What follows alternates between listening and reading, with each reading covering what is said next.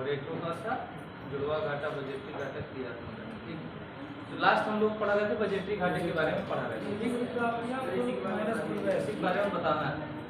ठीक, तो ठीक मैं कल बताया भी था बजटीय घाटा क्या था कि आपकी जो कुल प्राप्तियां हैं, ठीक,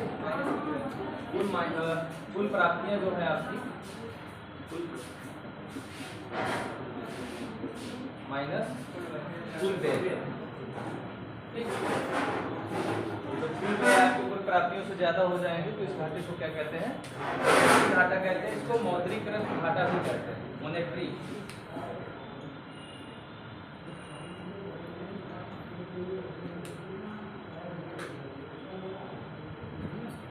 मौद्रीकृत घाटा भी कहते हैं। लिख लीजिए इसको थोड़ा सा, क्योंकि इसमें कुछ चीजें जो मैं आप लोगों को समझाया था वे एंड मीन्स कहते हैं। अर्थोपाय अग्रिम की सुविधा इसी के तहत आई और एडहॉक ट्रेजरी बिल को समाप्त कर दिए गए। ठीक, तो लिख लीजिए एक सेकंड इसमें हाँ, इसमें मौद्रीकृत घाटा या फिर बजटरी घाटा जिसे कहते हैं। मौद्रीकृत घाटा हेडिंग है, मौद्रीकृत घाटा या बजटरी घाटा।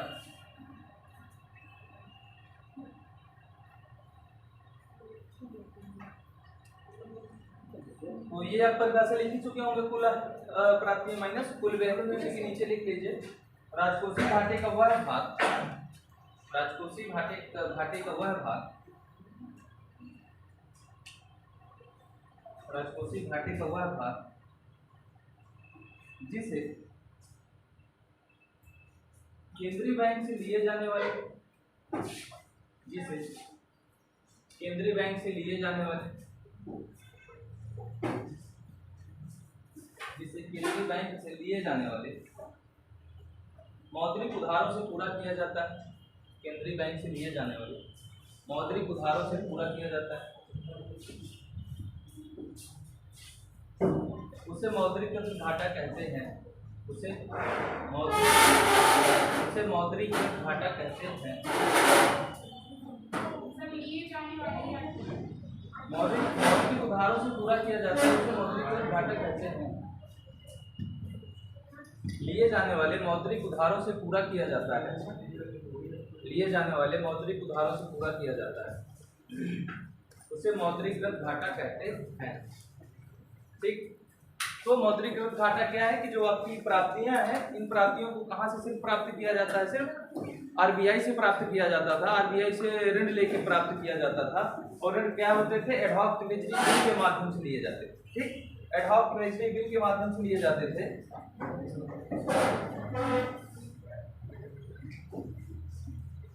जो ऋण आपसे लिए जाते थे एडहॉक ट्रेजरी बिल के माध्यम से लिए जाते थे। तो हुआ क्या कि 1997-98 में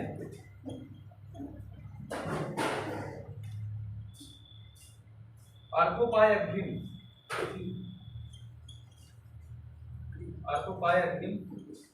का एक नई प्रणाली विकसित हुई, जिसमें क्या हुआ कि एडहॉक ट्रेजरी बिल को समाप्त कर दिया गया। ठीक, लिख लीजिए इसी के आगे। किंतु भारत में 1 अप्रैल 1997 से, किंतु भारत में 1 अप्रैल 1997 से 1997 से प्रारंभ की गई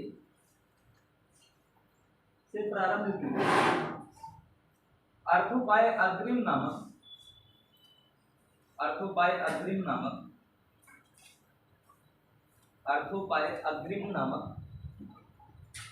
वित्तीय सुधारों की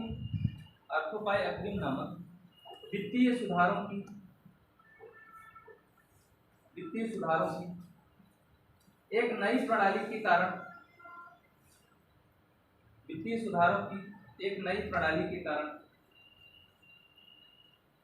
मौद्रीकृत घाटे की संकल्पना अर्थहीन हो गई है।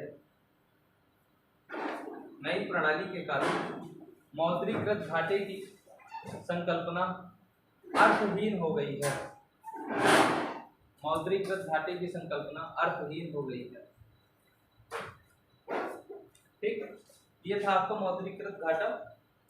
अर्थोपाय अग्रिम की जो प्रणाली विकसित की गई 97-98 में, तो एडहॉक ट्रेजरी बिल समाप्त हो गया और एडहॉक ट्रेजरी बिल के द्वारा ही ये जो प्राप्तियां अर्जित की जाती थी आरबीआई के द्वारा, तो जब यही खत्म हो गया तो फिर इस घाटे का कोई अर्जित नहीं बचा।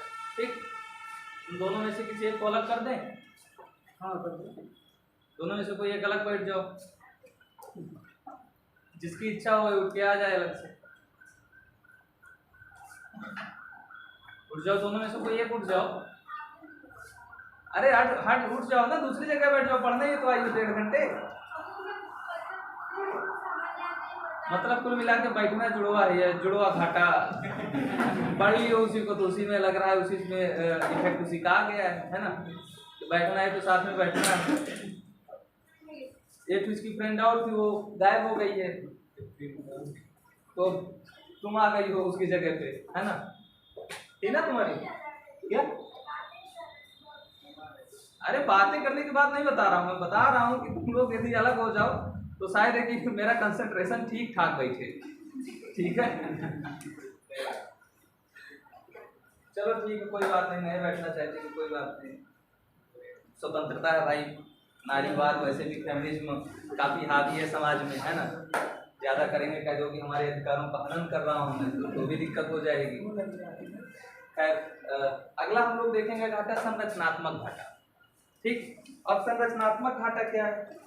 यहाँ से क्वेश्चन आप लोगों को जो आता है वो ऐसे आता है कि जो भारत की अर्थव्यवस्था है वो आपसे पूछा जा सकता है कि भारत में कौन से बजटीय घाटे की मतलब कौन सी राजकोषीय नीति का पालन किया जाना चाहिए। तो उसमें से ऑप्शन आ सकता है डेफिसिट फाइनेंसिंग की हिंदी घाटे की वित्तीय व्यवस्था,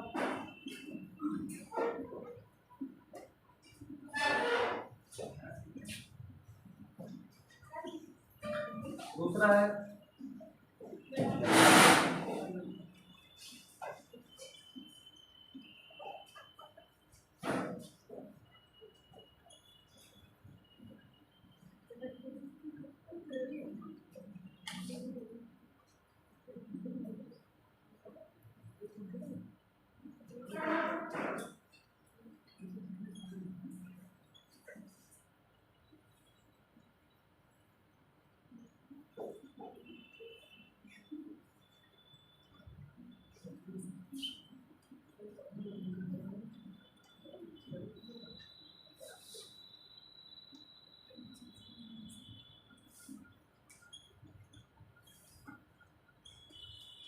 सभी भी हो सकता है, कोई नहीं हो सकता है। आपके ये क्वेश्चन में पूछा जा सकता है कि भारतीय अर्थव्यवस्था में कौन सी बजटरी नीति का पालन किया जाना चाहिए, कौन सी बजटरी व्यवस्था का अनुशंसा की जानी चाहिए। तो इनमें से आपको कौन सा सबसे सही एप्रोप्रिएट आंसर लग रहा है? पहला वाला, घाटे की वित्त व्यवस्था का अर्थव्यवस्था में प्रयोग किया जाना चाहिए। ठीक, क्यों किया जाना चाहिए?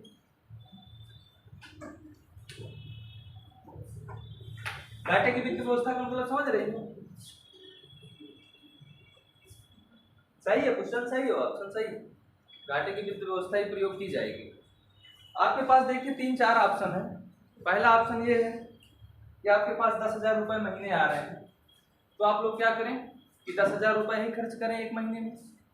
वो क्या हो जाएगा? संतुलित बजटीय व्यवस्था। संतुलन का मतलब यह है कि जितनी आपकी आय है उतनी आपकी क्या है, व्यय।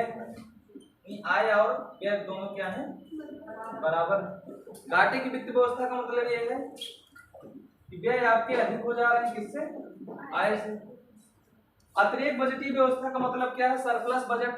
सरप्लस बजट का मतलब यह है कि आपकी आय क्या है, अधिक है, और व्यय क्या है, कम। ये क्या है, आय और व्यय यहाँ पे बराबर। तो अब कौन सा बजट व्यवस्था होना चाहिए? मैं कह रहा हूं कि ये वाली बजट व्यवस्था भारतीय अर्थव्यवस्था के संदर्भ में अपनाई जाएगी। क्यों अपनाई जाएगी?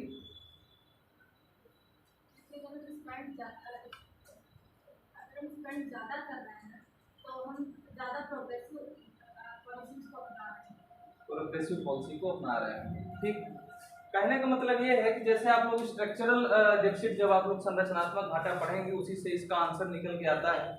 जो भारतीय अर्थव्यवस्था का स्वरूप है, जो भारतीय अर्थव्यवस्था का संरचना है, जो भारतीय अर्थव्यवस्था का ढांचा है, वो यदि उसी आय, जो हमारी आय है, जितनी हमको आय प्राप्त होती है यदि उतना ही मात्रा में व्यय करेंगे तो ना तो हम पर्याप्त मात्रा में अर्थव्यवस्था में रोजगार उत्पन्न कर पाएंगे, ना पर्याप्त अर्थव्यवस्था में गरीबी को दूर कर पाएंगे, ना पर्याप्त अर्थव्यवस्था में भुखमरी को दूर कर पाएंगे, ठीक। या फिर जितनी भी आर्थिक गतिविधियां होती हैं, जो आर्थिक क्रियाएं की जाती हैं, इन सब सारी चीजें जो भी क्रियाएं की जाती हैं, इनको हम परिपूर्ण ही नहीं कर पाएंगे।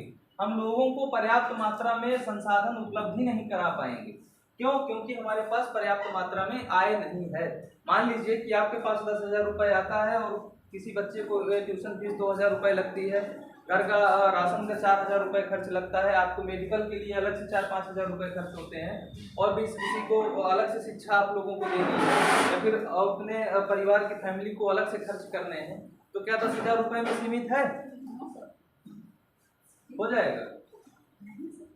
वही तो मैं कह रहा हूँ कि मान लीजिए आपके पास एक्सपेंसेस ज्यादा है, खर्च ज्यादा है 10,000 रुपये में, किसी तरह की मतलब चाहे कर भी कोशिश करके भी आप लोग 10,000 रुपये में खर्च नहीं कर सकते। यदि 10,000 रुपये खर्च करेंगे तो क्या होगा कि आप, हो सकता है कि कुछ लोग भूखे रह जाएं, हो सकता है लोगों को शिक्षा न मिल पाए, हो सकता है किसी को सही से स्वास्थ्य न मिल पाए, स्वास्थ्य की सुविधाएं न मिल पाए। तो भारतीय अर्थव्यवस्था का जो संरचना है, जो संरचना मतलब एक तरफ से स्वरूप है, या उसका जो ढांचा है, इतना मतलब एक तरफ से कहा जाए कि पिछड़ा है, या फिर पर्याप्त मात्रा में नहीं है संसाधनों का रिसोर्सेज करने के लिए, संसाधन उपलब्ध नहीं है, जिसके कारण सरकार को मजबूरी में घाटे की वित्त व्यवस्था अपनानी पड़ती है, ठीक। अब ये घाटे की वित्त व्यवस्था की क्या होगी, बहुत सारे नुकसान भी होंगे, उसके बारे में भी हम लोग आज थोड़ा सा चर्चा करेंगे। मेन चीज हम लोग ये देखेंगे, क्वेश्चन आपसे पूछा जाता है भारत में कौन सी वित्त व्यवस्था का प्रयोग किया जाएगा, तो घाटे की वित्त व्यवस्था का प्रयोग किया जाएगा। क्यों? क्योंकि भारतीय अर्थव्यवस्था का जो संरचना है, जो स्वरूप है, वो अत्यंत ही पिछड़ा है, अत्यंत ही निम्न है। यदि हम उसी स्तर पर बने रहे तो हम पर्याप्त मात्रा में लोगों को संतुष्ट नहीं कर पाएंगे, पर्याप्त मात्रा में आर्थिक विकास या अर्थव्यवस्था की समृद्धि दर बाधित हो जाएगी, ठीक। अब आपको समझ में आया संरचनात्मक घाटा क्या है? लिख लीजिए इसी को। संरचनात्मक घाटा है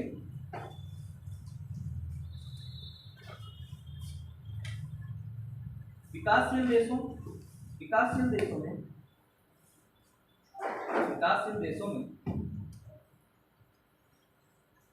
विकासशील देश, भारत विकासशील देश के अंतर्गत ही आता है। विकासशील देशों में बजट में नियमित रूप से उत्पन्न होने वाले घाटे के कारण, विकासशील देशों में बजट में नियमित रूप से उत्पन्न होने वाले घाटे के कारण, विकासशील देशों में बजट में नियमित रूप से उत्पन्न होने वाले घाटे के कारण सरकार की आय की तुलना में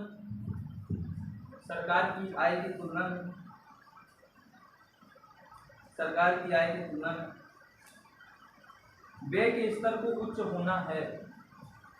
सरकार की आय की तुलना में व्यय के स्तर को उच्च होना है। आय की तुलना में व्यय के स्तर को उच्च होना है।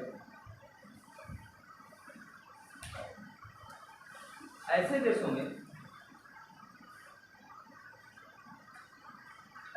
में सरकार की आय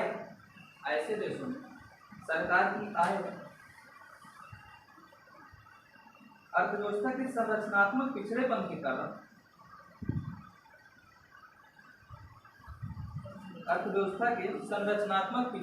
कारण, निम्न बनी रहती है। अर्थव्यवस्था के संरचनात्मक पिछड़ेपन के कारण निम्न बनी रहती है।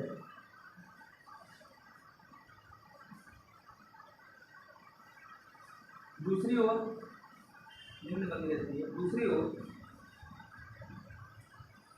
ऐसे संरचनात्मक पिछड़ेपन के समस्याओं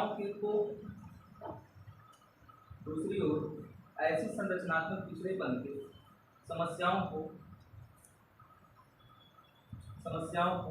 समाधान करने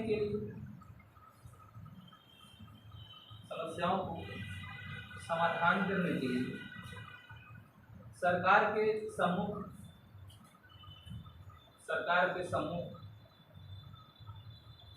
एकमात्र विकल्प यह होता है कि एकमात्र विकल्प यह होता है, एकमात्र विकल्प यह होता है कि व्यय के स्तर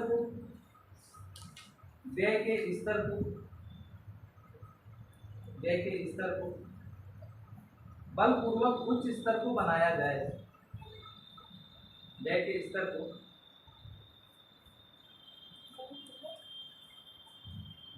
स्तर को बलपूर्वक उच्च स्तर को बनाया जाए। उच्च स्तर को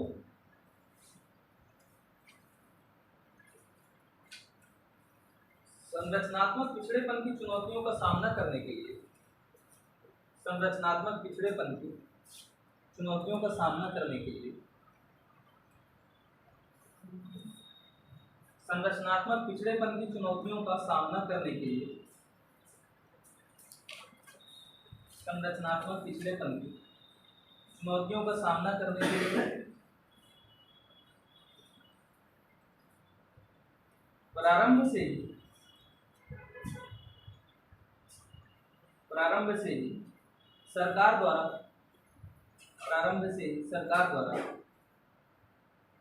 राजकोषीय सक्रियता का मार्ग अपनाया गया है। राजकोषीय सक्रियता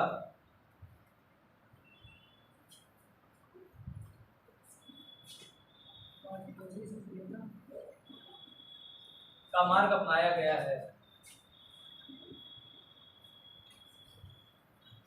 राजकोषीय सक्रियता मतलब फिजिकल एक्टिविटीज में कहते हैं इसको। ठीक, अब ये राजकोषीय सक्रियता क्या है, ये भी आप लोगों से कभी मान लीजिए पूछ लिया जाए कि फिजिकल एक्टिविटीज में क्या है या राजकोषीय सक्रियता क्या है। एक होती है राजकोषीय सक्रियता, एक होता है राजकोषीय तटस्थता या न्यूट्रल या निष्क्रियता भी आप कर सकते हैं। ठीक, एक होता है फिजिकल एक्टिविटीज में राजकोषीय सक्रियता, एक होती है राजकोषीय निष्क्रियता। इसको तटस्थता भी कहते हैं।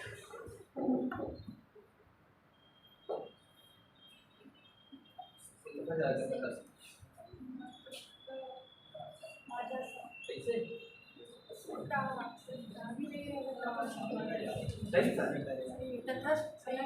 न्यूट्रल जिसे कहते हैं, स्थिर होना। ठीक, तो ये राजकोषीय सक्रियता का मतलब ये होता है, आप लोगों से कंसेप्ट थोड़ा सा दूसरा कंसेप्ट है चीज वही जो अभी मैंने आप लोगों को बताया है। एक नया टर्म आपको यूज हो तो ऐसा ना हो कि आप लोग सुने कि ये कोई नई चीज है। राजकोषीय सक्रियता का मतलब ये है कि जब सरकार के पास जितनी आय होती है उससे अधिक जब व्यय करती है उस चीज को क्या कहते हैं, राजकोषीय सक्रियता कहते हैं। ठीक, लिखना हो लिख लीजिएगा राजकोषीय सक्रियता एक लाइन में। सरकार द्वारा राजकोषीय सक्रियता, हेडिंग डाल दीजिए राजकोषीय सक्रियता, फिजिकल एक्टिविटीज में जिसे कहते हैं राजकोषीय सक्रियता। सरकार द्वारा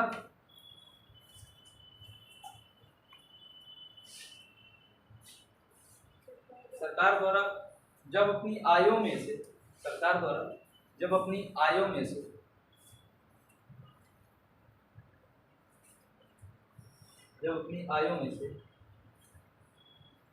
जानबूझकर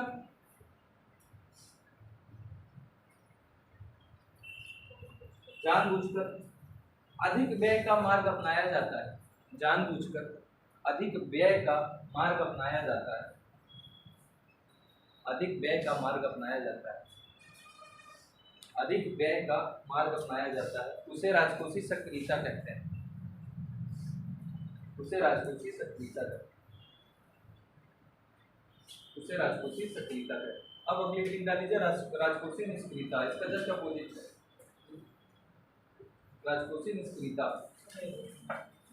हेडिंग डाल लीजिए राजकोषीय निष्क्रियता।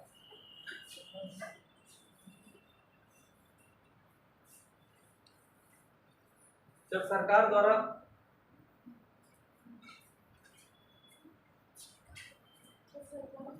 अपनी आय प्राप्तियों में से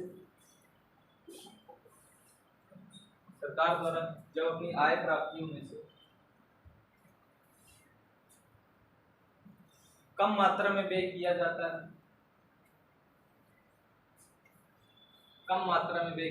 है तो उसे राजकोषीय निष्क्रियता कहते हैं। तो उसे राजकोषीय निष्क्रियता कहते हैं। तो उसे राजकोषीय निष्क्रियता कहते हैं। उसे राजकोषीय निष्क्रियता कहते हैं। अच्छा, अब हम लोगों ने अभी तक देखा कि जो बजट के जो ये क्या थे आप लोगों के, कि हम लोगों ने घाटे के बारे में देखा। ठीक, अब घाटे के बारे में देखा तो हमारे पास समस्या आती है कि घाटे का हम लोग इसका क्या रोल है, क्या अर्थव्यवस्था में क्या इसका इम्पोर्टेंस होगा, या फिर ये देख सकते हैं कि इसका प्रभाव क्या पड़ेगा। ठीक, अभी तक तो हम लोगों ने घाटे के बारे में बात की, घाटे के बारे में बात की और घाटे के बारे में देखा कि इसका मतलब अभी हम लोग सिर्फ घाटे के बारे में देखे थे। अब हम लोग ये देखेंगे कि इन घाटों का अर्थव्यवस्था में प्रभाव क्या पड़ेगा। इन घाटों को पूरा करने के लिए सरकार किन किन माध्यमों से क्या कर सकती है कि इनको पूरा करती है। ठीक, तो पहले तो आप लोगों के पास एक ये अक्सर आप लोगों से शायद कि प्री के दृष्टिकोण से उतना अच्छा नहीं है, कॉन्सेप्चुअल चीजें पूछी जा सकती हैं प्री में भी, बताऊंगा कैसे क्वेश्चन बन सकते हैं। तो राजकोषीय घाटे या फिर जितने भी घाटे इनको दूर करने के लिए सरकार के पास 3 माध्यम होते हैं, 3 उपागम होते हैं। तो ये है कि जैसे आप लोग क्या कहते हैं, बाजार से उधारी।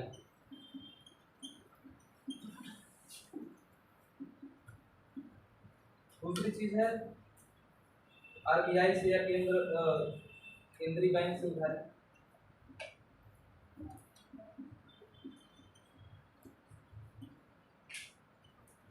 और तीसरी चीज है कि बाह्य स्रोतों से।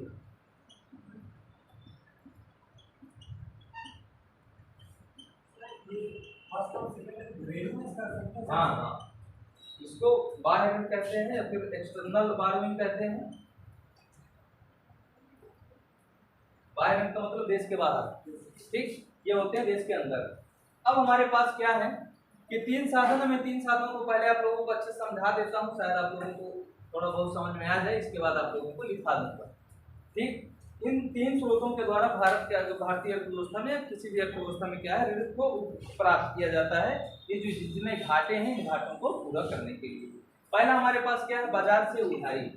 तो सरकार किसी भी तरीके से आम जनता से या फिर मार्केट से बाजार की उधारी नहीं कर सकती। ठीक, वो जबरदस्ती आपसे नहीं कह सकती कि आप क्या करिए, हमको उधार दीजिए, ऐसा होता है? नहीं होता। सरकार के पास ऑप्शन क्या होता है, तो ज़्यादा से ज़्यादा आपको लुभा सकती है।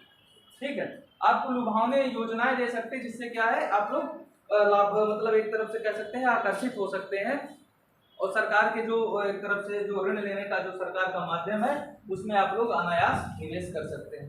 होता क्या है, जैसे सरकार क्या करती है, बाजार से उधारी का मतलब ये है कि लुभाने का मतलब ये है कि उसने ऐसी ऐसी पॉलिसियां डाक द्वारा या फिर बांड द्वारा या सरकार की कोई योजना आ गई जिसके तहत आपको क्या किया गया कि रिटर्न उसका अच्छा खासा मिल रहा है यदि, तो लोग क्या करते हैं उन पॉलिसियों को खरीद लेते हैं, और उन पॉलिसियों को खरीद लेते हैं तो सरकार को क्या है, बाजार से उधार मिल जाता है। ठीक, ये क्या है, बाजार से उधारी। तो अब इसकी क्या समस्या है, बाजार से उधारी, जब बाजार से सरकार ने उधार लिया, यानी कि आम जनता से जब सरकार ने उधार लिया तो इसके पास समस्याएं क्या आ सकती है। मैंने आप लोगों को एक टर्म यूज किया रहा होगा, क्राउड आउट की समस्या, बताया था क्या होता है क्राउड आउट।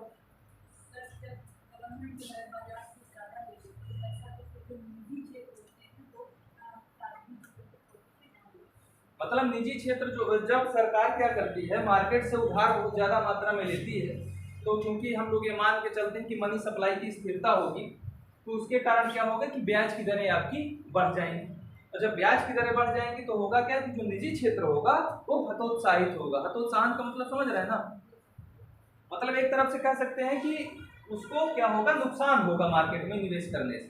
ठीक, तो क्या होगा कि निजी क्षेत्र मार्केट से बाहर जाएगा, इस स्थिति को क्या कहते हैं, क्राउड आउट कहते हैं। ठीक, तो जब सरकार आवश्यकता से अधिक एक किसी भी चीज की एक लाइन होती है ना, जैसे आप कहते हैं कि अब गुस्सा कोई, मान लीजिए आपको कोई दोस्त है आपको बहुत ज्यादा देर से चूंकि काट रहा है रिपोर्ट रहा है, तो ये होता है ना कि देखो ऐसा है कि अब जो है बर्दाश्त के बाहर हो गया। अच्छा, वो कभी आरती वारती में गए हो, मंदिर में कभी आरती वारती किए हो?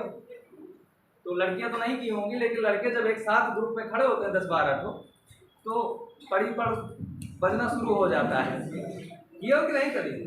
हैं नहीं किए? अभी 10-12 लोग अपने ग्रुप के जाना साथ में, और उसमें से जो ज्यादा तल्लीन होगा भगवान में उसी की बचना शुरू हो जाती है। अब पता नहीं चल पाता है, देखता है जब तक पीछे तब तक बगल वाला उधर मार दिया अब फिर ऐसे सब करने लगे, बस ऐसे तो करना है, बस सिंपल से है ना। तो एक समय तक तो बेचारा सहता है कि चलो ठीक है दोस्त है, लेकिन जब जरूरत से ज्यादा उसके थप्पड़ पड़ जाते हैं तो होता क्या है, तो फिर वो भी शुरू कर देता है सबको गाली देना है, फिर जो भी अपना अपना वो भी मारना शुरू कर देता है। तो ऐसी स्थिति होने के कारण क्या है कि जब इसकी टॉलरेबल लिमिट कहाँ आती है, इसकी सहनीय सीमा कहाँ आती है, इसकी सहनीय सीमा वहाँ आती है जहाँ क्या होता है कि जरूरत से ज़्यादा जब आप लोग मार्केट से सरकार उधार ले लेगी तो क्या होगा कि क्राउड आउट की समस्या उत्पन्न हो जाएगी। ठीक, क्राउड आउट की समस्या है कि निजी क्षेत्र फिर उससे क्या होगा, हतोत्साहित होना शुरू हो जाएगा। ठीक, निजी क्षेत्र उससे क्या होगा, हतोत्साहित शुरू हो जाएगा, तो क्या होगा कि मार्केट में निवेश नहीं हो पाएगा। मार्केट में जब निवेश नहीं हो पाएगा तो आय उत्पादन रोजगार विपरीत रूप से प्रभावित होंगे। ठीक, आय हो गई जो, उससे क्या होगा, हमारा रोजगार होगा, उत्पादन होगा, वो प्रतिकूल रूप से प्रभावित होगा। ठीक, इसके कारण क्या है कि हम बाजार से बहुत ज्यादा उधारी नहीं कर सकते हैं, लिमिट सीमा तक ठीक कर सकते हैं। समझ में आया, बाजार से उधार हम ले तो सकते हैं लेकिन एक निश्चित सीमा से ज्यादा बाजार से उधार नहीं लेंगे। दूसरी चीज क्या है, केंद्रीय बैंक से उधारी। अब वहां से भागे, 3 ठो रास्ता थे हमारे पास, 3 ठो, मान लो तुम्हारे दोस्त है, एक दोस्त को दरवाजा बंद कर लिया कि जरूरत से ज्यादा तुमको उधार दे चुका हूँ, अब इससे ज्यादा नहीं दूंगा, तो अब भागेंगे केंद्रीय बैंक से उधारी। केंद्रीय बैंक के पास जाएंगे, केंद्रीय बैंक के पास जाएंगे तो उससे ऋण लेंगे, तो जब उससे ऋण लेंगे तो क्या करेगा, तो उसके पास पैसा तो है नहीं, तो क्या करेगा, मशीन उठाएगा और बढ़िया तड़तड़ 500 की नोट छापेगा और सरकार को दे देगा, है ना। और कहाँ कमाने जाएगा, कहीं आरबीआई कमाने जाता है क्या कहीं पे, उसके पास बढ़िया से अच्छी सी मशीन रखी हुई है जिससे सरकार ने वैधता दी हुई है, बढ़िया नोट छापता है, बढ़िया नोट छाप के दे देता है। ठीक, तो जब अब नोट छाप के दे देगा तो सरकार के पास तो पैसा आ जाएगा, सरकार को व्यय करेगी, लेकिन उसकी भी एक लिमिट है। यदि जरूरत से ज्यादा नोट छाप दिया तो क्या होगा, महंगाई बढ़ जाएगी, पैसे की वैल्यू कम हो जाएगी, महंगाई बढ़ जाएगी, मुद्रा से लोगों का विश्वास उठना बंद हो जाएगा, और भी बहुत सारी मुद्रा स्फीति आ जाएगी, जिसे कहते हैं इन्फ्लेशन आ जाएगा। और इन्फ्लेशन जब आता है तो आप लोग उसकी विस्तार से कभी इन्फ्लेशन यदि पढ़ाया जाएगा तो बताऊंगा, उससे क्या होता है, काला बाजारी बढ़ जाती है, सोशल अनरेस्ट यानी कि सामाजिक तनाव बढ़ जाते हैं, आपस में हिंसाएं बढ़ जाती हैं, या काला बाजारी बढ़ता है और मुद्रा से लोगों का विश्वास उठ जाता है, ये सब सारी समस्याएं आती हैं। इन्फ्लेशन जब कभी देखेंगे तो काफी विस्तार है उसमें। ठीक, गलती से बेल्जियम कर चुका है? बेल्जियम कर चुका है, जर्मनी में भी एक बार हुआ था। जर्मनी में क्या हो रहा था कि बहुत ज्यादा मुद्रा जब छापी गई थी तो बताते हैं कि टोकरी में पैसा लेके जाते थे तो उनको इतना बड़ा एक ब्रेड मिलता था, 500 रुपए। ठीक, तो केंद्रीय बैंक से उधारी का भी एक लिमिट है, इस लिमिट के बाद आप लोग उधार केंद्रीय बैंक से नहीं ले सकते हैं। अब हमारे पास जो स्रोत आते हैं बाह्य स्रोतों से प्राप्त ऋण, ना हम एक्सटर्नल इंटरनल बोरोइंग में केंद्रीय बैंक और व्यापारिक बैंक दोनों को देख चुके हैं कि इनकी भी एक सीमा है। बाह्य स्रोतों से जब आप लोग ऋण लेते हैं तो होता क्या है कि इसमें जो ऋण लिया जाता है विदेशी मुद्रा के रूप में आता है, और आप लोग जानते हैं फॉरेन रिजर्व का मतलब विदेशी जो मुद्रा कोष है, वो आप लोगों ने 1991 की पॉलिसी कोई पढ़ा है, इंडस्ट्रियल पॉलिसी? कौन पढ़ा है इंडस्ट्रियल पॉलिसी? पढ़े हैं? औद्योगिक नीति नहीं पढ़ाया गया? क्या पढ़ाया गया? 1991 की नीति में क्या हुआ बताओ, क्यों आई थी 1991 की नीति? औद्योगिक नीति पढ़ाई गई थी, एग्रीकल्चर सेक्टर मैंने पढ़ाया था, इंडस्ट्रियल सेक्टर आप लोगों को और सर्विस सेक्टर सचिन सर पढ़ाए थे। अब बाकायदे 6-7 क्लासें लिए हैं, लगातार चली हैं आप लोगों की क्लासें। उदारीकरण हुआ, क्यों हुआ था? तो ये सब सारी चीजें मैं पूछ रहा हूँ, क्यों पॉलिसी आई थी 1991 की, क्यों पॉलिसी आई थी, क्या हो गया था उस समय, क्या उसके तत्कालीन कारण थे आप लोगों के सामने?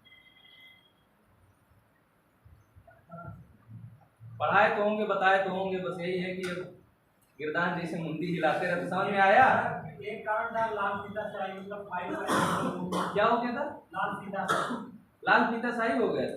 लाल फीताशाही क्या है? अरे सर, जैसे कि पीआई को आना चाह रहा था, उसके लिए मतलब रूल्स ठीक नहीं थे, मतलब ये फाइल उस ऑफिस का, उस ऑफिस से मतलब वो फाइल वहाँ तक, मतलब उसी को लाल फीताशाही, एक कारण ये भी था। और सर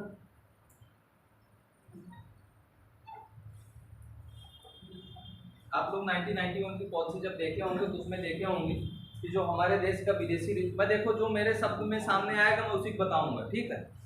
और मैं ये मान के चल रहा हूँ कि आप लोग सब जान रहे हैं, सब जानकार हैं। मुझे अपनी बात समझाना है, इसलिए मैं उतने ही तो होता है ना, जैसे कि कोई बहुत सारे मिठाइयाँ रखी हो तो जो हमको पसंद आती है उसी को उठा के खा लेते हैं।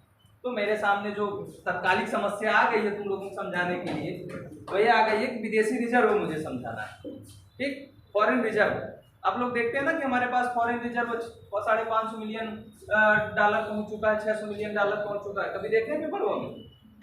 कभी खोल के देखिएगा, लिखा होगा या फिर देखिएगा न्यूज में भी आता है कि भारत में हमारे पास फॉरेन रिजर्व इतना है, 550 मिलियन हो गया है, 580 मिलियन हो गया है, 600। अरे हाँ, वो घटता बढ़ता रहता है। तो ये विदेशी मतलब क्या है कि फॉरेन रिजर्व उस समय 1991 की पॉलिसी में क्या हुआ था, सिर्फ हमारे पास 14 दिन के लिए बचा हुआ था।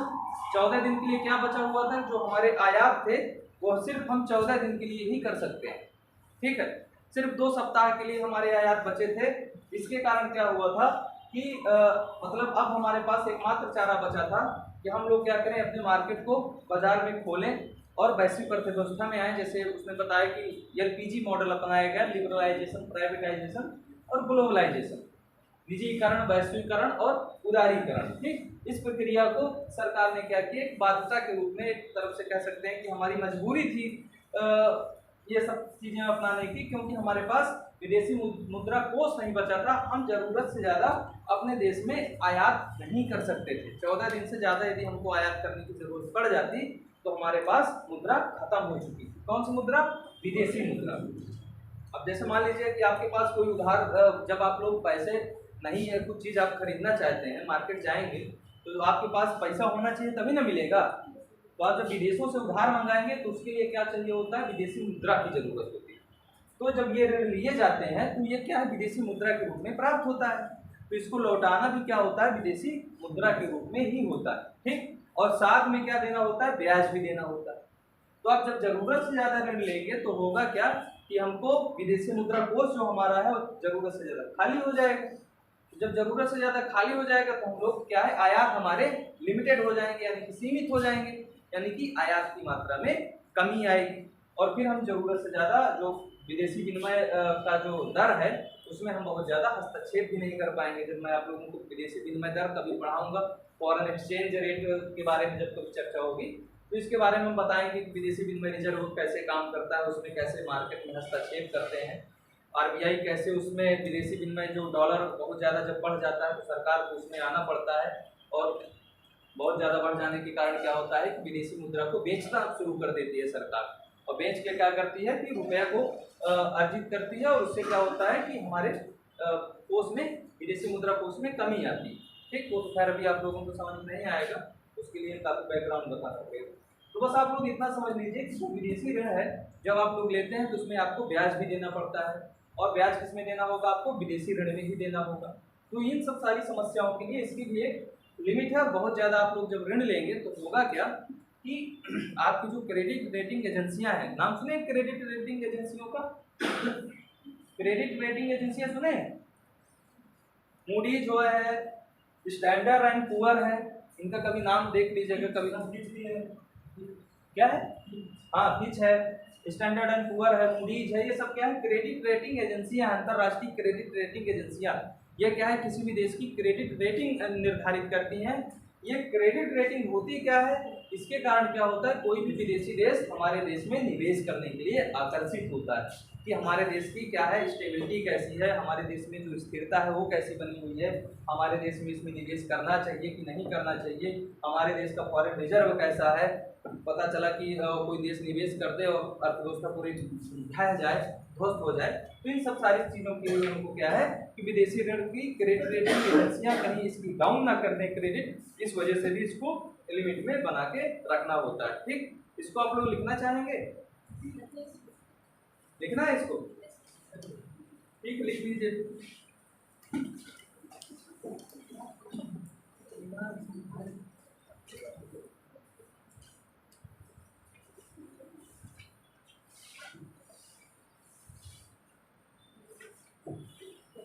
चिल्लाने की बात हो, जान रहे हैं कि नहीं लिखाएंगे तो ऐसे भी अगली बार आएंगे तो कह देंगे कि आप लोग अरे भूल गया, उसका याद रहेगा क्या, है ना।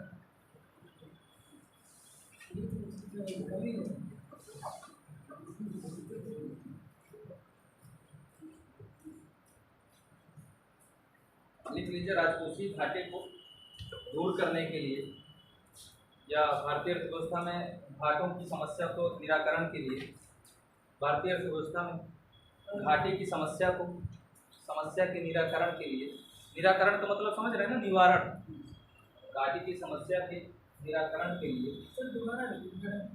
अब फिर से मुझे तो नया सेंटेंस बोलूंगा क्योंकि मैं ऐसे बोल रहा था अपने मुंह। भारतीय अर्थव्यवस्था में घाटे की समस्या के निराकरण के लिए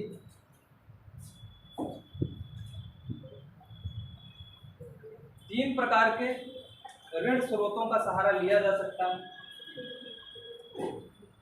तीन प्रकार के ऋण स्रोतों का सहारा लिया जा सकता है। तीन प्रकार के ऋण स्रोतों का सहारा लिया जा सकता है। नंबर 1, बाजार से उधारी। नंबर 1, बाजार से उधारी।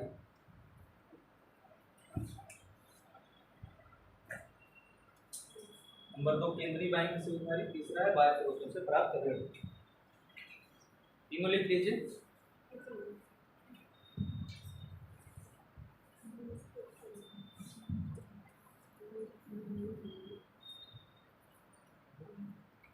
लिख लीजिए तीनों पॉइंट, बाजार से उधारी, केंद्रीय बैंक से उधारी और बाह्य स्रोतों से प्राप्त ऋण।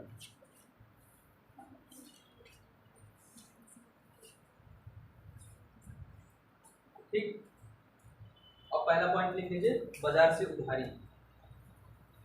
बाजार से उधारी,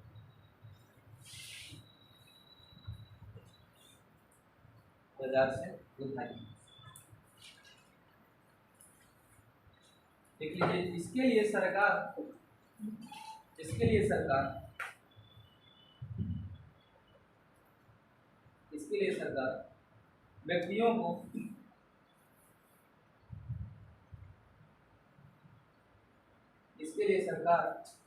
व्यक्तियों को ऋण देने के लिए बाध्य नहीं कर सकती।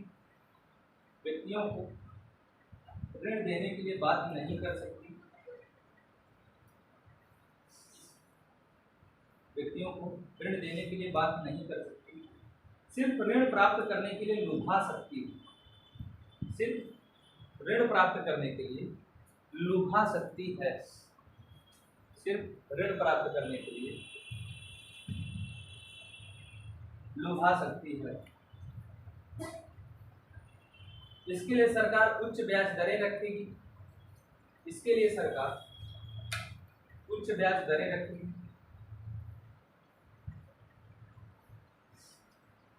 इसके लिए सरकार उच्च ब्याज दरें रखेगी।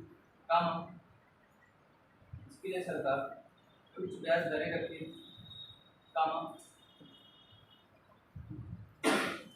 इसके लिए सरकार उच्च ब्याज दरें रखेगी। सरकार विभिन्न प्रकार की नीतियां लागू कर सकती है। सरकार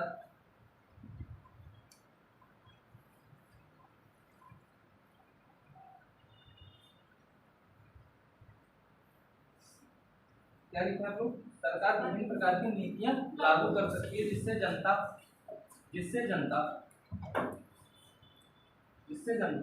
सरकारी प्रतिभूतियों में आकर्षित हो।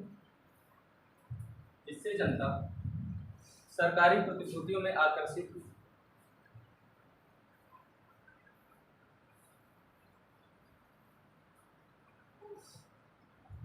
किंतु एक निश्चित सीमा के बाद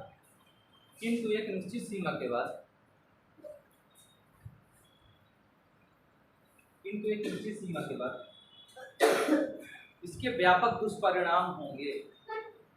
किंतु एक निश्चित सीमा के बाद इसके व्यापक दुष्परिणाम होंगे। किंतु एक निश्चित सीमा के बाद इसके व्यापक दुष्परिणाम होंगे। जैसे ब्याज दरों में वृद्धि होगी।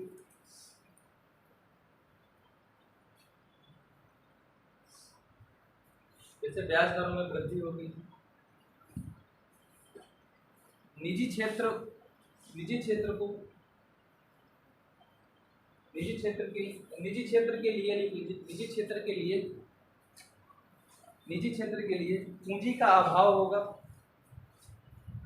निजी क्षेत्र के लिए पूंजी का अभाव होगा।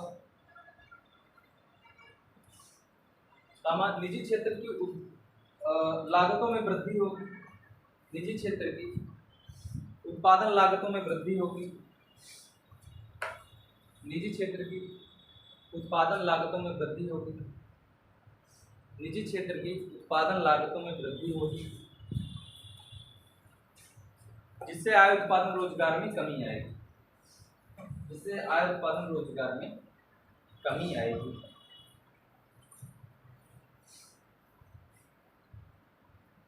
से आय उत्पादन रोजगार की समस्या में कमी आएगी। साथ ही अर्थव्यवस्था क्राउड आउट की समस्या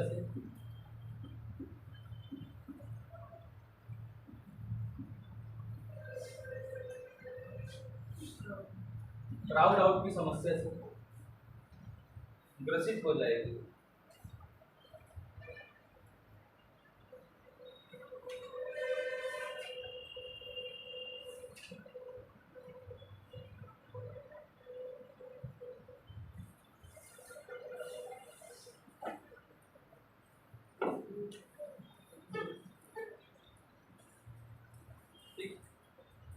अगला पॉइंट लिख लीजिए आपको, केंद्रीय बैंक से उधारी।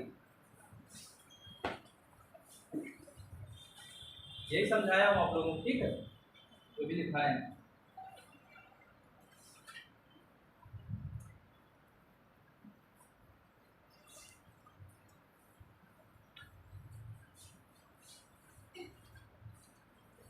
सरकार द्वारा लिख लीजिए, सरकार द्वारा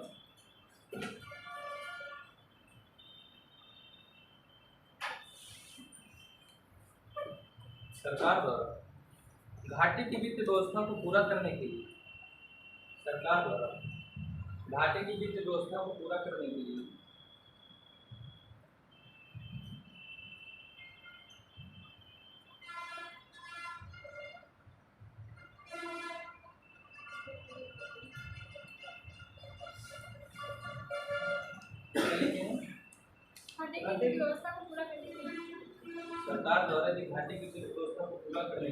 केंद्रीय बैंक से उधारी का सहारा लिया जाएगा।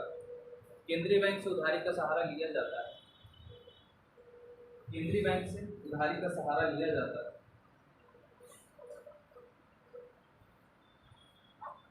केंद्रीय बैंक से उधारी का सहारा लिया जाता है। तो एक निश्चित सीमा के बाद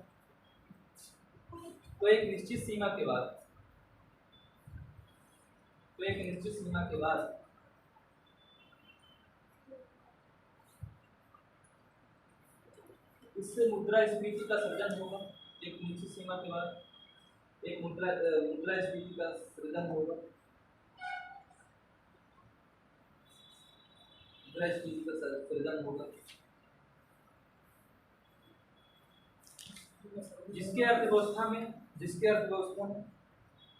जिसके अर्थव्यवस्था में बहुआयामी दुष्परिणाम होंगे। इससे अर्थव्यवस्था में बहुआयामी दुष्परिणाम होंगे।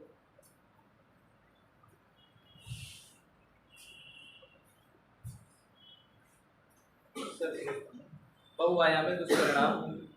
ठीक, समाज में सामाजिक अशांति उत्पन्न होगी। समाज में सामाजिक अशांति उत्पन्न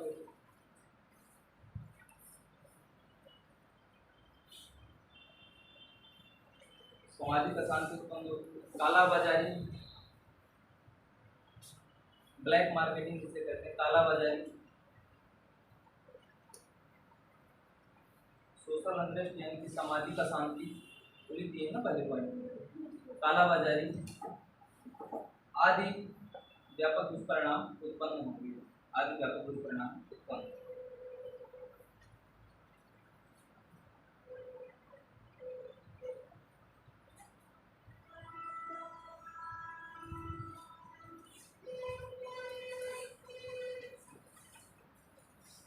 अगला आप लोग पॉइंट डाल लीजिए, बाह्य स्रोतों से प्राप्त करेंगे।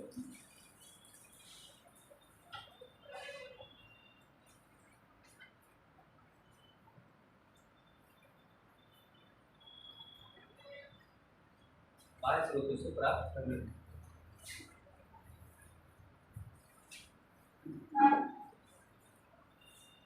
सरकार द्वारा सरकार द्वारा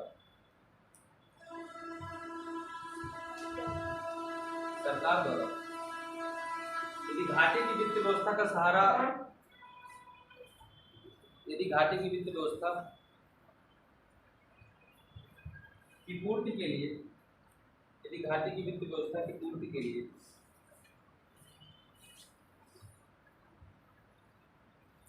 घाटे की वित्त व्यवस्था की पूर्ति के लिए एक निश्चित सीमा के बाद, क्या लिखे हैं, रुकिए एक सेकंड, रुकिए, क्या लिखे हैं, घाटे की वित्त व्यवस्था को पूरा करने के लिए बाह्य स्रोतों का सहारा लिया जाता है, बाह्य स्रोतों का सहारा लिया जाता है। हाँ, घाटे की वित्त व्यवस्था को पूरा करने के लिए बाह्य स्रोतों का सहारा लिया जाता है, तो बाह्य स्रोतों का सहारा लिया जाता है। एक निश्चित सीमा के बाद, एक निश्चित सीमा के बाद, एक निश्चित सीमा के बाद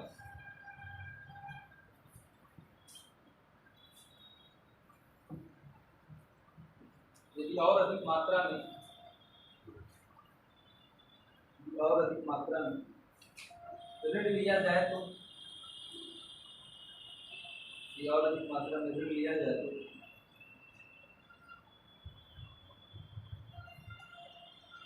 यदि और अधिक मात्रा में ऋण लिया जाए तो सरकार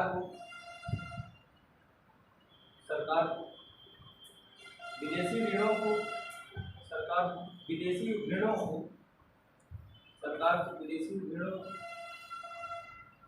विदेशी प्रतिभूतियों में ही, विदेशी प्रतिभूतियों में ही, विदेशी प्रतिभूतियों में पुनर्भुगतान करना पड़ेगा, विदेशी प्रतिभूतियों में पुनर्भुगतान करना पड़ेगा। साथ ही भुगतान, साथ ही भुगतान, साथ ही भुगतान, साथ ही भुगतान ब्याज सहित करना पड़ेगा, साथ ही भुगतान ब्याज सहित करना पड़ेगा।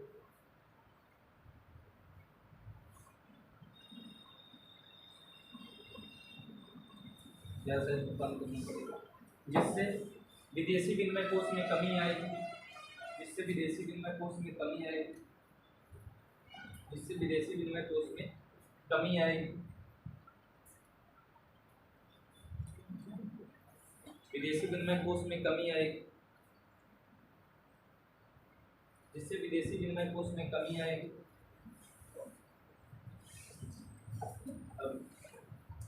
परिणाम स्वरूप, परिणाम स्वरूप, परिणाम स्वरूप विदेशी बाजार में, परिणाम स्वरूप विदेशी बाजार में, विदेशी बाजार में केंद्रीय बैंक की, केंद्रीय बैंक की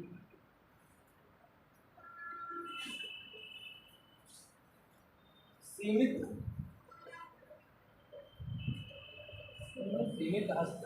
केंद्रीय बैंक का सीमित हस्तक्षेप हो पाएगा, केंद्रीय बैंक का सीमित हस्तक्षेप हो पाएगा, केंद्रीय बैंक का सीमित हस्तक्षेप हो पाएगा। अच्छा, अब आप लोगों को जो इतना सारी चीजें लिखाया हूँ, क्वेश्चन यहाँ से नहीं बनेगा, क्वेश्चन और जो मैं पूछूंगा वहां से बन सकता है, ठीक है। क्वेश्चन में कितना 3 घंटे पढ़ाए हैं, 3 घंटे लिखाए। ये देखिए, जो आप लोगों से कंसेप्चुअल चीजें जब पूछी जाएंगी, कंसेप्ट बेस में जब क्वेश्चन पूछे जाते हैं, तो फिर इसी तरह के जब आप कंसेप्ट आपके क्लियर होगा तभी आप इसके क्वेश्चन कर पाएंगे। अब यदि मैं आपसे क्वेश्चन पूछूं कि कौन सी रणनीति अपनाना चाहिए अर्थव्यवस्था में घाटे की वित्त व्यवस्था को पूरा करने के लिए, तो आप लोग कौन से वित्तीय व्यवस्था अपनाएंगे जो तीनों में से सबसे ज्यादा सही लग रही हो आपको? कोई है? यह क्वेश्चन पूछा जा सकता है, कुछ न कुछ कंडीशन दे दी जाएगी और कंडीशन के अकॉर्डिंग आपको दिया जाएगा कि निम्नलिखित दशा में कौन सी परिस्थिति में कौन सी वित्तीय व्यवस्था मतलब घाटे की कौन सा स्रोत का प्रयोग करना चाहिए, कौन सी इस्तेमाल किया जाना चाहिए। ठीक, तो फिर आप लोग कौन सा ऑप्शन मानेंगे इसमें से? मान लीजिए अर्थव्यवस्था में बहुत ज्यादा मात्रा में मुद्रास्फीति है, मान लीजिए अर्थव्यवस्था में बहुत ज्यादा मात्रा में मुद्रास्फीति, तो क्या करेंगे आप लोग? कौन सी पॉलिसी का सहारा लेंगे? केंद्रीय बैंक से उधार लेंगे, बाजार से उधारी करेंगे तो एक्सटर्नल बारोइंग करेंगे। केंद्रीय बैंक से उधार तो ले ही नहीं सकते क्योंकि ऑलरेडी इन्फ्लेशन बहुत ज्यादा है। यही तो काम हूँ। यदि बाजार में क्या है कि भारी मात्रा में विदेशी पूंजी मतलब क्या है कि जब भारी मात्रा में क्या है कि ब्याज की दरें अधिक है। ठीक, ऑलरेडी क्या हो गया है कि भारी मात्रा में क्या अर्थव्यवस्था में ब्याज की दरें काफी अधिक है, तो कौन सी नीति का हम लोग प्रयोग करेंगे? केंद्रीय बैंक से उधार लेंगे।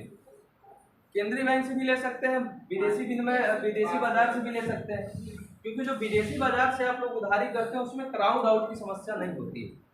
क्राउड आउट की समस्या इसलिए नहीं होती है क्योंकि वो जो उधार होता है वो आंतरिक अर्थव्यवस्था से संबंधित तो होता नहीं, तो ब्याज की दरों को बढ़ने का कोई संभावना नहीं होती।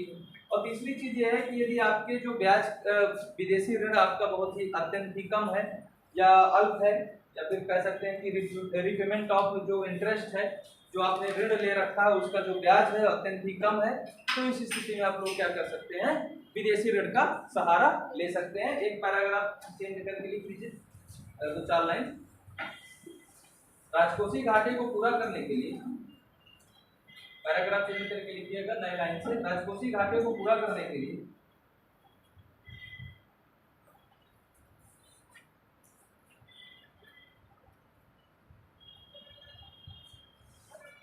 राजकोषीय घाटे को पूरा करने के लिए अलग अलग समय में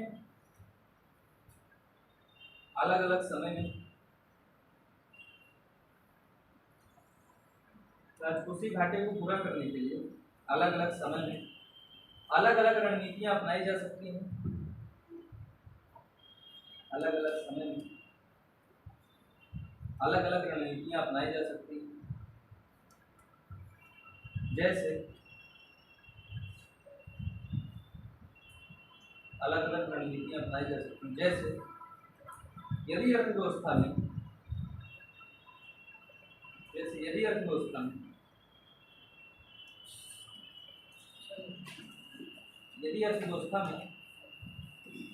ब्याज का स्तर निम्न है, यदि अर्थव्यवस्था में ब्याज का स्तर निम्न है,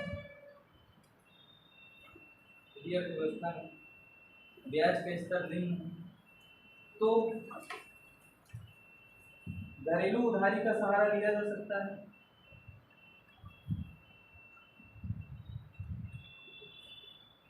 घरेलू उधारी का सहारा लिया जा सकता है। अगले पॉइंट से अगला पैराग्राफ से लिख लीजिए, फिर से चेंज करके। यदि विदेशी उधारी या विदेशी ऋण अत्यंत ही कम है, यदि विदेशी उधारी या विदेशी ऋण अत्यंत ही कम है,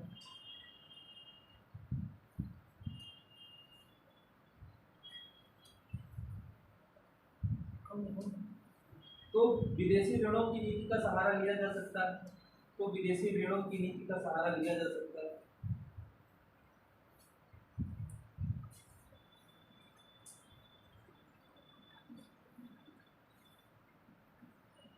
अगला फिर से पैराग्राफ चेंज करके लिख दीजिए। यदि अर्थव्यवस्था में मुद्रास्फीति की दर निम्न है, यदि अर्थव्यवस्था में मुद्रास्फीति की दर निम्न है, यदि अर्थव्यवस्था में मुद्रास्फीति की दर निम्न है, तो केंद्रीय बैंक से उधार की नीति अपनाई जा सकती है।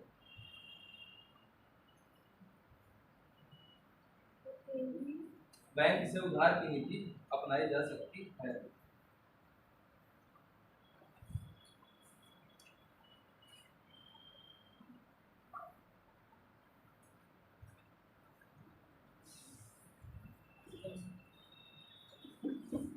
अब लिख लीजिए आप लोग अगली हेडिंग डाल के राजकोषीय घाटे के कारण।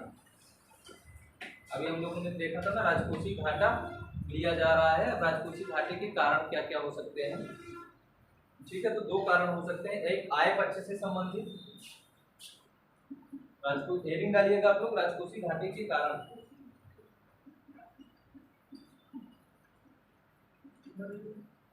आय पक्ष से संबंधित, नंबर 2 व्यय पक्ष से।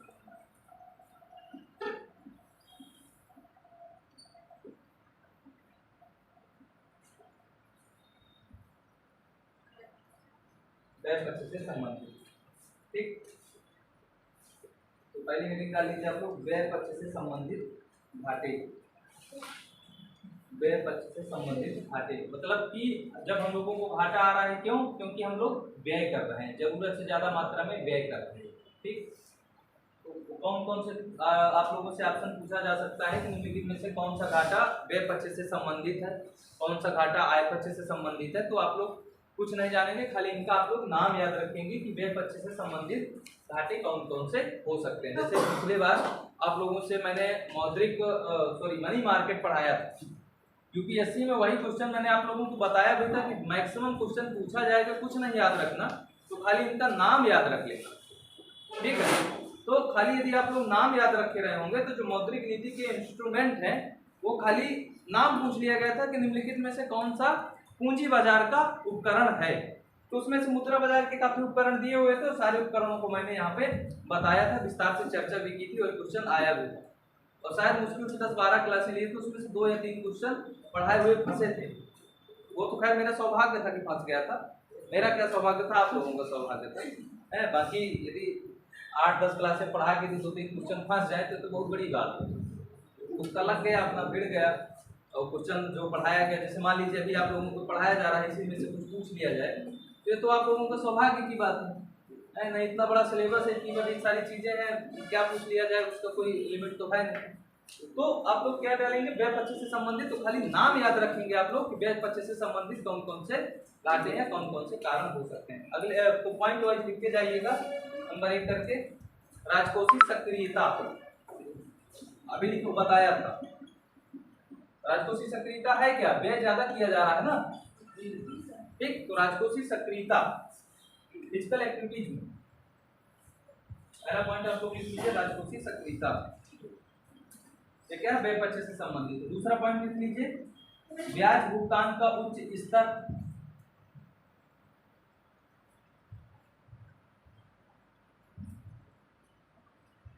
ब्याज भुगतान का उच्च स्तर, ब्याज भुगतान का उच्च स्तर। तीसरा पॉइंट लिख लीजिए, प्रतिरक्षा व्यय का उच्च स्तर, प्रतिरक्षा व्यय का उच्च स्तर, प्रतिरक्षा व्यय का उच्च स्तर। चौथा पॉइंट लिख लीजिए, अनुदान का उच्च स्तर, सब्सिडी जिसे कहते हैं आप लोग, अनुदान का उच्च स्तर, ठीक है।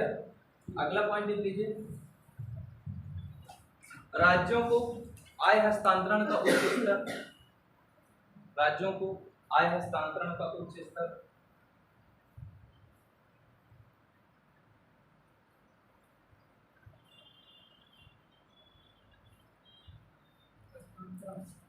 का उच्च स्तर। सातवां पॉइंट छठवां लिख लीजिए, वेतन संशोधनों का प्रभाव, वेतन संशोधनों का प्रभाव,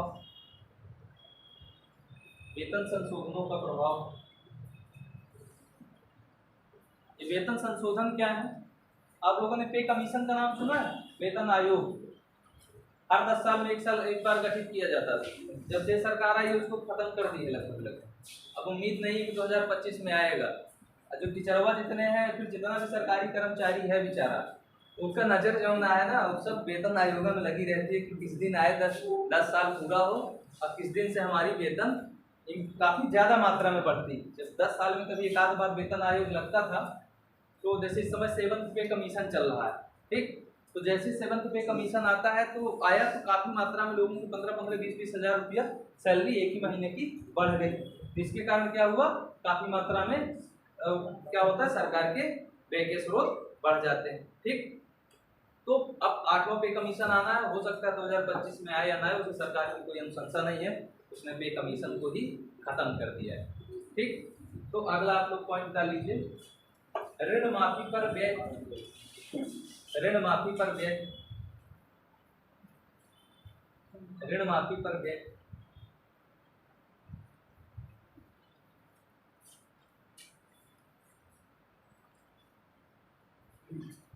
ऋण माफी पर व्यय। अगला पॉइंट लिख लीजिए, केंद्र द्वारा प्रायोजित योजनाओं में वृद्धि,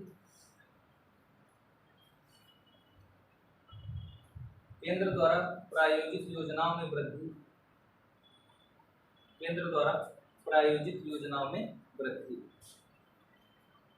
अब आप लोग अगली हेडिंग डाल लीजिए, आय पक्ष से संबंधित कारण, आय पक्ष से संबंधित कारण, आय पक्ष से संबंधित कारण। ठीक, पॉइंट वाइज इसको भी लिख लीजिए, आय पक्ष से संबंधित कारण। ठीक, नंबर 1, सरकार की राजकोषीय क्षमता का निम्न स्तर,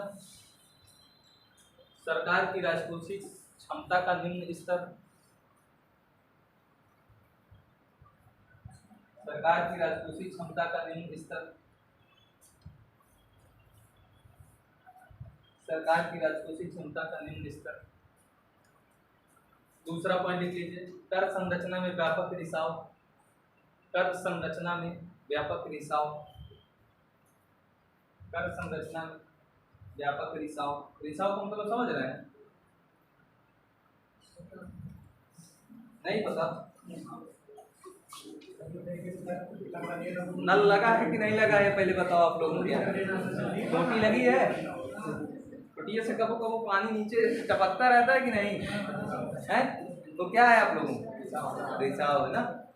डिब्बा कहीं फटा हो या फिर बाल्टी टूटी हो तो पानी बहता है ना, तो क्या होता है एक समय के बाद पूरा पानी पानी यदि रखा रह जाए वैसे पूरा पानी खत्म हो जाएगा कि नहीं हो जाएगा। वही कर संरचना में हमारे व्यापक रिसाव हैं। रिसाव कैसे हैं? किसी की इनकम 10 लाख रुपया, पता चला प्राइवेट इनकम से कमा रहा है, सरकारी बेचारा तो सब ऑडिट होता रहता है उसका, तो उसकी तो मजबूरी है बताना कि हाँ मेरी इतनी इनकम। लेकिन जो प्राइवेट वाला है, सबसे अधिक मजे की बात बताएं, शायद एक आध बार चर्चा किया भी होगा, टीचरों का वेतन सबसे ज्यादा होता है। सबसे ज्यादा गरीब कौन होता है? टीचर होता है। क्यों? क्योंकि बेचारे की इनकम जितनी भी है सब व्हाइट मनी है?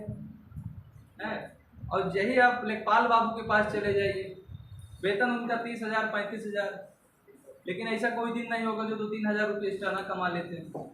और सबसे बड़ी मजे की बात है कि जो 3,000 रुपया उसका कोई लेखा जोखा नहीं है। यदि वो 3,000 रुपया पाए, सच बता रहे हैं, लेखा जोखा हो उसका, तो जान लीजिए कि उसमें भी वो डिस्टर्ब हो जाएगा।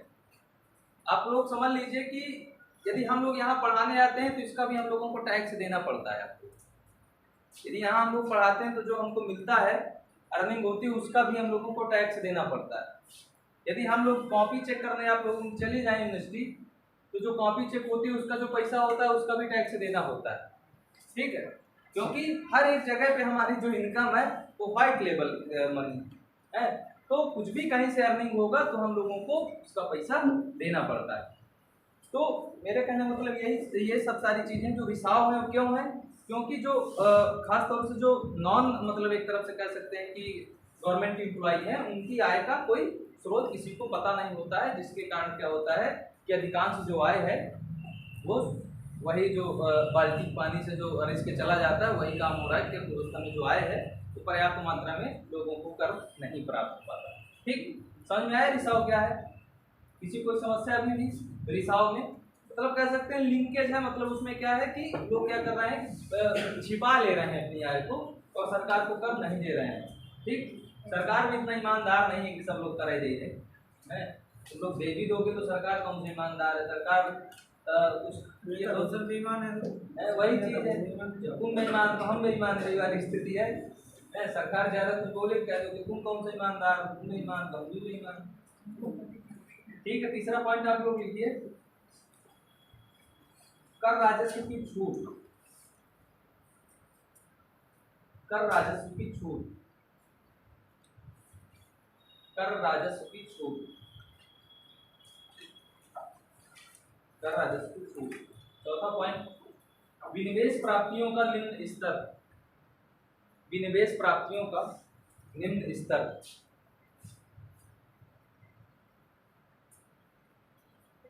विनिवेश प्राप्तियों का निम्न स्तर।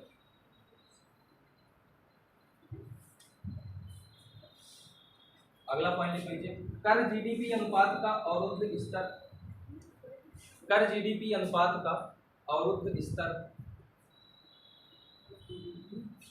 कर जीडीपी अनुपात, टैक्स जीडीपी रेशियो,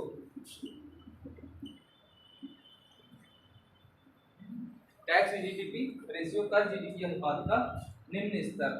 अगला पॉइंट आप लोग लिखिए, एक प्रभावशाली सुशासन का अभाव, एक प्रभावशाली सुशासन का अभाव। वैसे इस समय दो टॉपिक,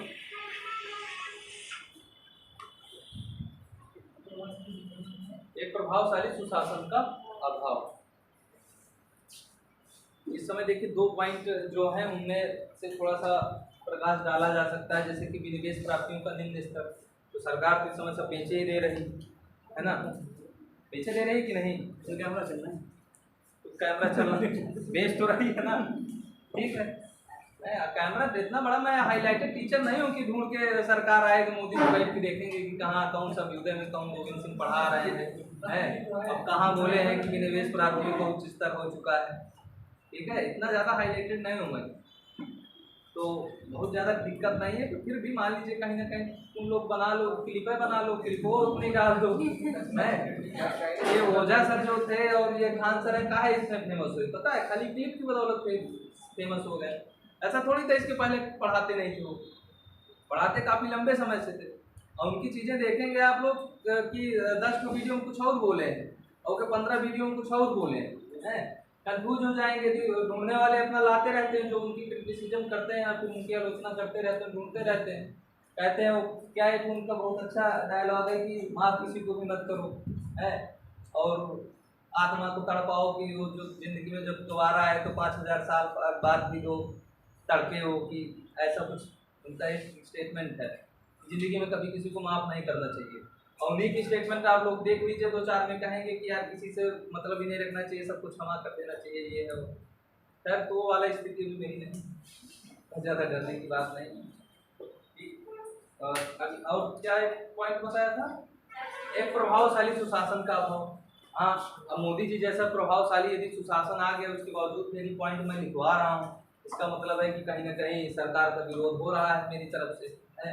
इतना ज़्यादा प्रभावशाली होने के साथ कि अंतर्राष्ट्रीय बाजार में आ रहे हैं, बराक ओबामा हो या ट्रम्प हो या जो बिडेन हो, जो भी है, हाथ मिला रहे हैं, गला मिलना शुरू हो गया है। हाउडी मोदी एक समय ट्रम्प द्वारा शुरू किया गया था। कहीं भी जा रहे हैं, दूसरे देशों में जा रहे हैं, दक्षिण एशिया की वो मतलब जो अफ्रीकन कंट्री है वो तो पैर तक छूते हैं मोदी जी का, आप लोग देखे होंगे कुछ वीडियो में।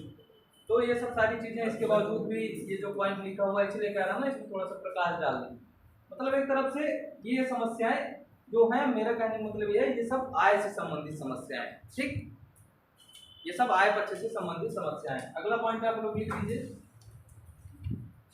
वैश्विक आघातों का कुप्रभाव, वैश्विक आघातों का कुप्रभाव, आघातों का कुप्रभाव, वैश्विक आघातों का कुप्रभाव। ये वैश्विक आघात क्या है? 2008 की महान मंदी के बारे में सुने थे आप लोग? 2008 की महान मंदी के बारे में सुने हैं? 2008 में एक हो रही है महान मंदी, मंदी का नाम जानते हैं कि नहीं? तो आ गई थी अमेरिका में, ठीक है। उसकी वजह से क्या हुआ था कि पूरे देश की, विश्व की जो अर्थव्यवस्थाएं थी वो चपेट पे आ गई।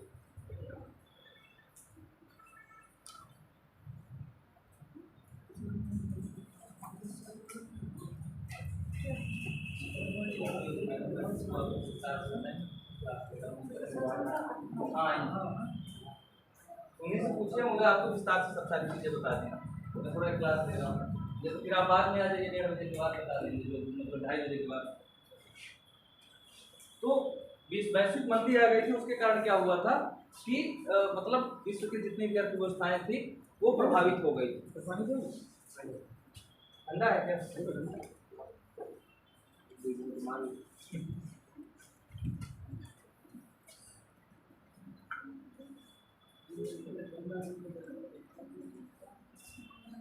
उसके लिए भारत द्वारा क्या किया गया था? प्रोत्साहक उपाय अपनाए गए। ठीक, भारत द्वारा आप लोगों से पूछा जा सकता है कि जो 2008 की जो महान मंदी थी उसके एवज में या फिर उसको निजात पाने के लिए, उसी समस्या के निराकरण के लिए सरकार द्वारा 2008 में प्रोत्साहक उपाय अपनाए गए। स्टिमुलस पैकेज जिसे कहा जाता है। प्रोत्साहक उपाय का मतलब है कि सरकार के द्वारा भारी मात्रा में क्या किया गया था, उनकी पर्याप्त मात्रा में आय जुटाने के लिए काफी प्रयास किए गए थे। ठीक, जिससे क्या हुआ था कि सरकार को काफी मात्रा में व्यय करना पड़ा। तो यहाँ से अब कारण भी हो गए इसके। अब अच्छा, इसको दूर करने के लिए थोड़ा सा हम खाली आप लोगों को पॉइंट पॉइंट बताता जाऊंगा कि सरकार ने अब इसके लिए प्रयास क्या किए हैं। आय और व्यय पक्ष से संबंधित जितने भी अभी तक सरकार के द्वारा प्रयास किए गए हैं, तो प्रयास में कुछ चीजें ऐसी हैं कि जो आप लोगों से डायरेक्ट पूछ सकता है कि क्या है ये। ठीक है, तो अब आप लोग हेडिंग डाल लीजिए कि सरकार द्वारा राजकोषीय घाटे को दूर करने के लिए किए गए प्रयास।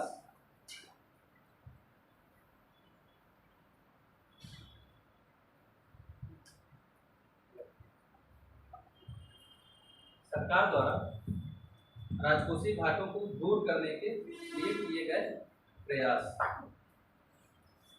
हेडिंग डाल लीजिए व्यय सुधार आयोग।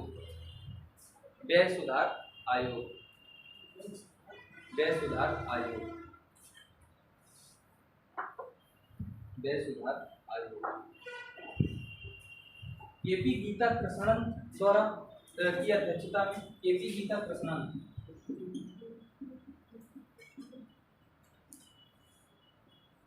केपी गीता कृष्णन की अध्यक्षता में,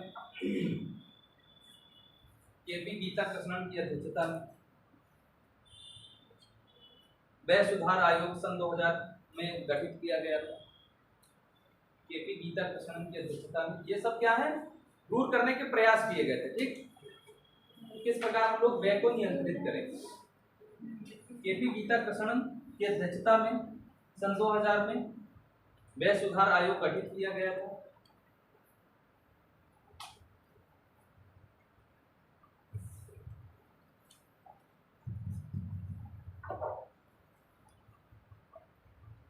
व्यय सुधार आयोग गठित किया गया था जो सरकार द्वारा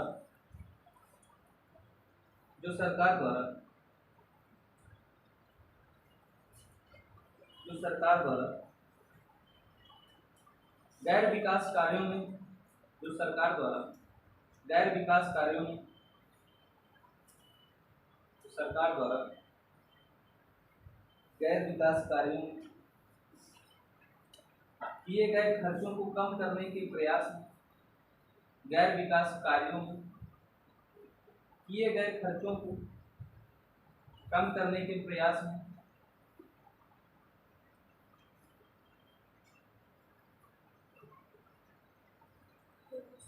कम करने के प्रयास में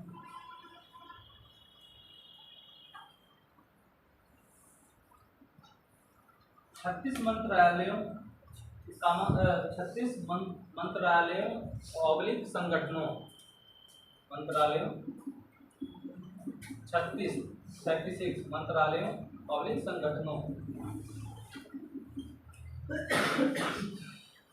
संगठनों को कवर करते हुए रिपोर्ट प्रस्तुत की गई,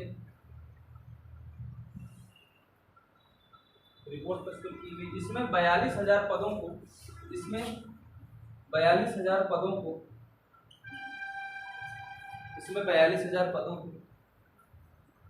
सिफारिश करने, खत्म करने की सिफारिश की गई थी।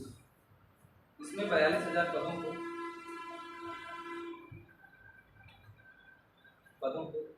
खत्म करने की सिफारिश की गई थी।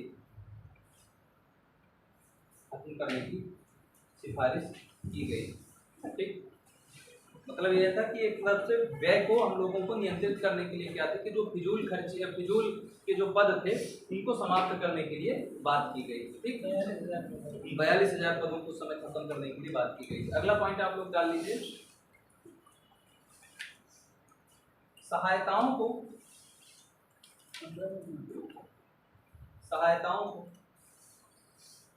सहायताएं क्या है? 3F। 3F का मतलब समझते हैं?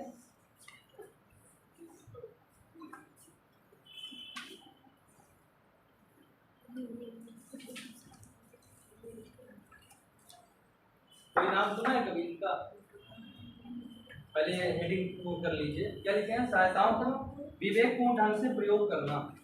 सहायताओं को विवेकपूर्ण ढंग से प्रयोग करना। सहायताओं को विवेकपूर्ण ढंग से प्रयोग करना। ठीक, एक एफ का मतलब है फ्यूल, दूसरे एफ का मतलब है फूड और तीसरे एफ का मतलब फर्टिलाइजर। मतलब यह है कि ये ईंधन, खाद्य और ये क्या है? उर्वरक। ठीक, तो ये जो सब्सिडियां हैं इनके लिए इनका विवेकपूर्ण ढंग से प्रयोग करना, मतलब इनको देना तो है, सब्सिडी तो देना है, लेकिन आप लोग विवेकपूर्ण ढंग से प्रयोग करिए, अपनी समझ के अनुसार हर एक मात्रा में, पर्याप्त मात्रा में सरकार के द्वारा इनमें सब्सिडी दी जाए। ठीक, अगला पॉइंट आप लोग डाल लीजिए।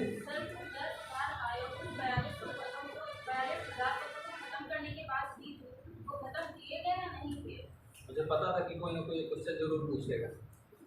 खत्म किए गए, ठीक है, क्योंकि सरकार के द्वारा आयोग गठित किया गया था। और सबसे बड़ी चीज ये थी कि जो नए पद सृजित करना था, नए पद सृजित होना बंद हो चुके। अलग अलग 36 मंत्रालय, 36 विभाग है ना, कोई एक दो विभाग तो है नहीं, तो कुछ जबरदस्ती के पद गठित कर दिए जाते थे जिनका कोई औचित्य नहीं रहता था। ठीक है, तो वो नए पद भी उनमें सृजित करना बंद कर दिए गए, नए पद भी उसमें समाप्त कर दिए गए। ठीक, कि जैसे कभी कभी कुछ जबरदस्ती के पद, जैसे उपाध्यक्ष मान लीजिए, उस पद का कोई औचित्य ना हो फिर भी बना देते हैं ना, कि जैसे इस समय उप मुख्यमंत्री का नया ट्रेंड चला हुआ है। ये क्या इसके पहले कभी पद था क्या?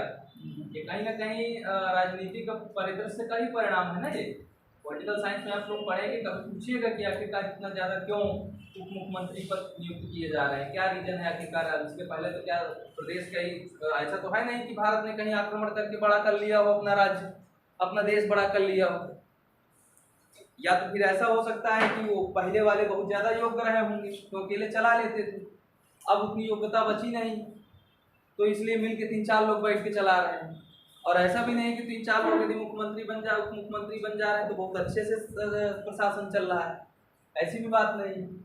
आप लोग पॉलिटिकल वालों से पूछिएगा इस बात मामले में कि आखिरकार क्यों ये उप मुख्यमंत्री का नया पद क्यों इतना ज़्यादा प्रचलन में आ चुका है। ये जो दल बदल विरोधी वाला जो सिस्टम चल रहा है, जिसको चाह रहे हैं उसे मंत्री बना दे रहे हैं, जिसको चाह रहे हैं उप मुख्यमंत्री बना दे रहे हैं। ठीक है, बता रहे थे कि विधान परिषद है वो भी जैसे एक बेकार ही है, उसको कोई कार्यक्रम नहीं, उसको भी एडिट करना चाहिए। सरकार ने ज़्यादा बेकार है तो हटवा दिया जाए। जैसे राज्यसभा भी हटवा दी जाएगी। क्या क्या मतलब राज्यसभा का भी कोई रूल नहीं है, इतना कोई इम्पोर्टेंट रूल नहीं है। मतलब राज्यसभा का भी कोई इम्पोर्टेंट नहीं, मतलब ये कह रहे हैं जब विधानसभा यदि तुम लोग राज्यसभा का रोलवा यदि खत्म कर दिए। नहीं सर, ये कह रहे हैं, हम कह रहे हैं विधान परिषद का कोई रूल नहीं है। विधान परिषद का कोई रोल है नहीं, कम रूल है, मतलब अरे यार तुम लोग पॉलिटिकल वाले थोड़ी, मैं अर्थशास्त्र भाई पढ़ा रहा हूँ तुम लोगों को, तुम लोग मुझे पॉलिटिकल में आ जाते हो।